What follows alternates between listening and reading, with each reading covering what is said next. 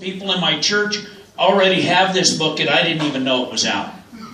So, you know, and I believe that the more we can circulate this book and the others, there are people that have enriched our lives. John Somerville is one of those. Rick and what he does, and the things that he's done here in Israel and in Poland. You know, those are the kind of people we're connected with, and those are the kind of people that John Somerville has introduced me to and caused us to grow a ministry this big. And so I want John to talk about the book and tell what he's done and what he's thinking about. And we know, because we've experienced all week long the passion when we've wished he would quit so we could go to dinner. Our Marys wanted him to stop because that's enough, honey. And John, don't stop.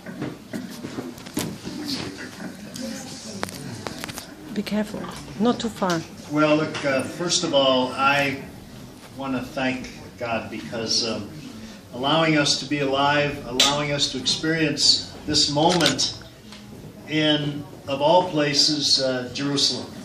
That just has such a special meaning to us, and not just the big city of Jerusalem, but to be in the Jewish quarter of the old city. This is really something tremendous.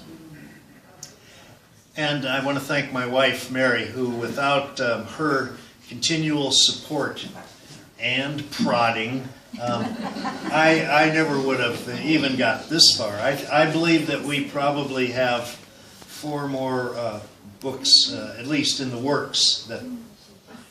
And that brings me to something. All my life, I had a brother, but you know, I always wanted a sister. Maybe it was because I figured a sister would bring other girls home or something. I don't know. But I had cousins, girl cousins, who I really liked, but I always wanted my own sister somehow.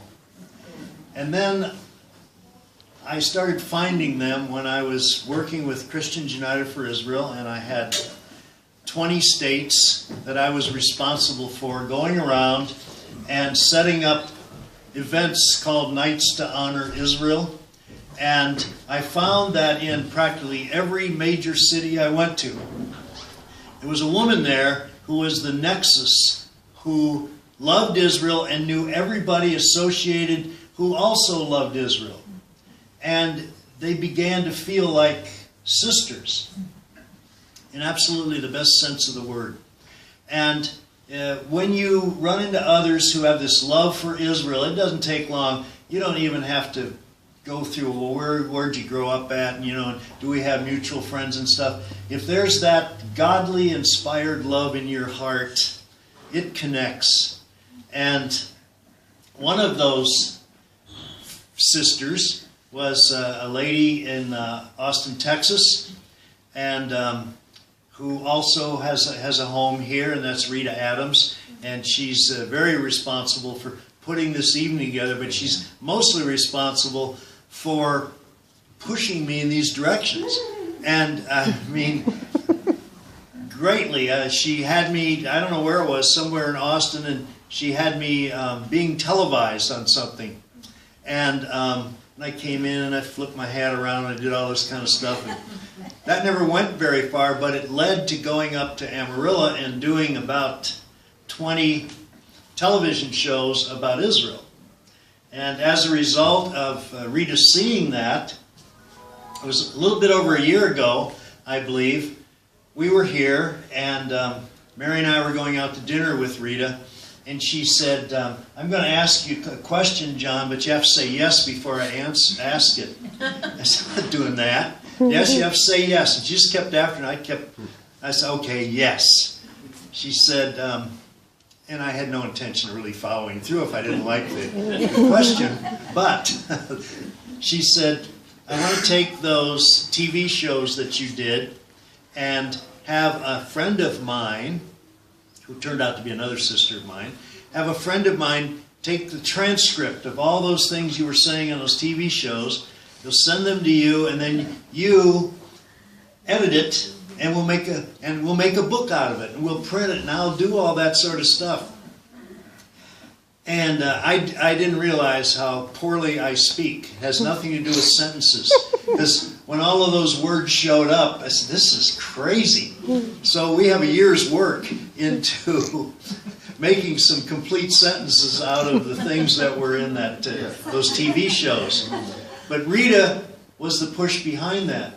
I called a fella from a pastor in Missouri who seems to knock out a book a week anyway. And he said, you know, the CDs you make and those videos, they're nice. But you know, people watch them once and then they're in a stack somewhere. Nobody ever looks at them again. If you don't put it in a book, it'll never get on a bookshelf. And as he was saying this, I was looking at my bookshelf in the house there. And some of those books are from the 1890s, 1880s. I mean, they're classics. But I keep them because I want to go back and I want to look things up. And so I've become convinced there's a real staying power in a book. And most of those authors are long gone, but their ideas they put down and they're readable today.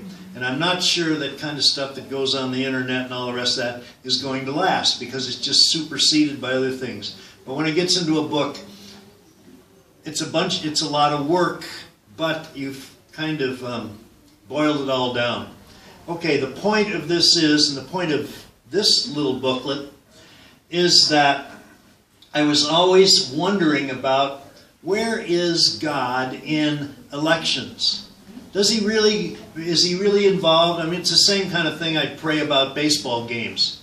You know, and when it's over, was he really involved? Does he really care who wins or loses? And yet it's life or death to me whether I win or lose. And so when it came to elections, I was trying to ferret a lot of these things out. And I saw, certainly there's a number of verses, that's the basis of this. What does God say about that? And can we trust that when it comes to nations?